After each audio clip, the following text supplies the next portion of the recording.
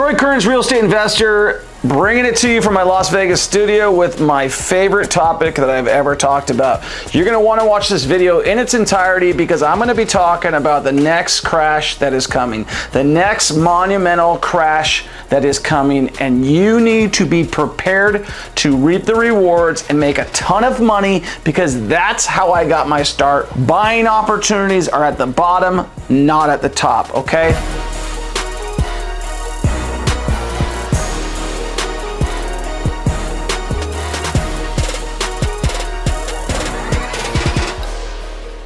Let's talk about the crash. Let's get into it. I put out a poll the other day and I asked my audience, I said, when do you think the next crash is coming?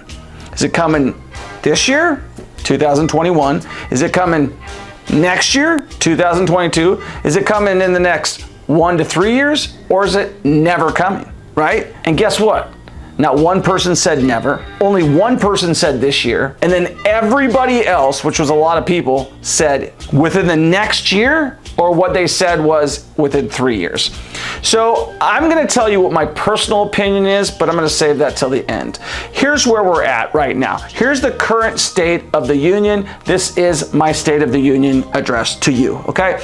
So where we are currently at is, it's just common sense, really. When you know a market's gonna crash, things don't make sense, okay? So first of all, we have gone from gas being at the lowest price since I've ever seen it. The last time I used to keep track of gas was when I went to church with my mother and I used to pass by a gas station and look at the prices because I was a kid. And it was 97 cents when I used to keep track of it. Then as an adult, as I've driven, it's gone up, it's gone down, and really it got to the lowest during COVID where I was driving across country and it got under $1 in some places, okay? Now we're driving around Las Vegas, it's damn close to $4. It might even be there by the time you get this video. In California, it's already at $5. And guess what? This has already happened before. History repeats itself. Okay, so gas is way too high. Lumber prices, building materials have skyrocketed. Peanut butter's up. Everything is up. What's the old Sir Isaac Newton thing? What goes up must come down. Okay? And guess what's gonna be coming down? The price of everything. Okay? Here's the reason why. We cannot sustain. Growth like this cannot be sustained. So there has to be a correction. That's why we're now in what is called a boom and bust cycle of the market. And we have been there as long as I've been alive, okay? It started with, I don't even know, but the last time I remember it was in the early 90s. You had the dot-com boom, right? You had all these companies that had no name, no value, no nothing. All of a sudden their shares are worth infinitely more than what it is worth. It wasn't tied to anything other than people's perception, similar to crypto, right? And if you haven't watched our video on crypto, check it out. We just released it. It's a big scam. Pay attention. But here's the whole point. All of COVID till now, there has not been one foreclosure. And if they kick that can down the road, it's just gonna keep getting worse. So what's going on right now? We have no extra inventory. What does that mean? People who are not paying their mortgage because they lost their jobs, lots of people lost their jobs. In Vegas, most of those people have not gotten their jobs back, okay? And in other parts of the country, lots of people have not gotten their jobs back. What else happened?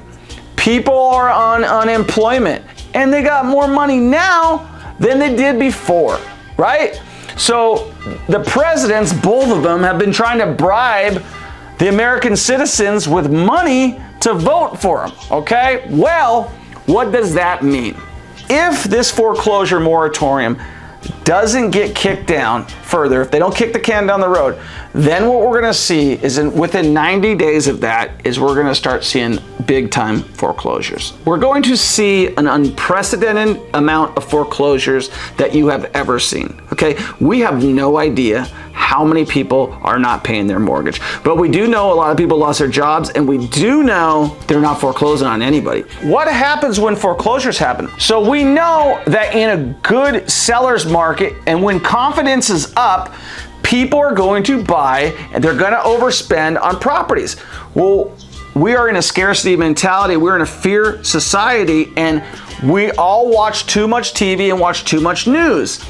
And what happens is the opposite happens when you're going through foreclosure. Like I said, that property is going to go down, and then the confidence is going to go down, and then the news is going to report on it, and guess what's going to happen? Prices are going to hit, and then the stock market goes next, okay? Because everything's tied together.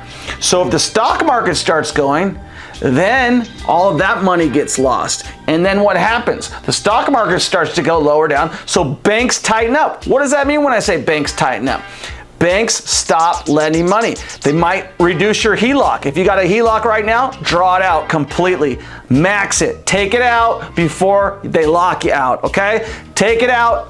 A lot of guys know what I'm talking about from 2008, 2009, 2010.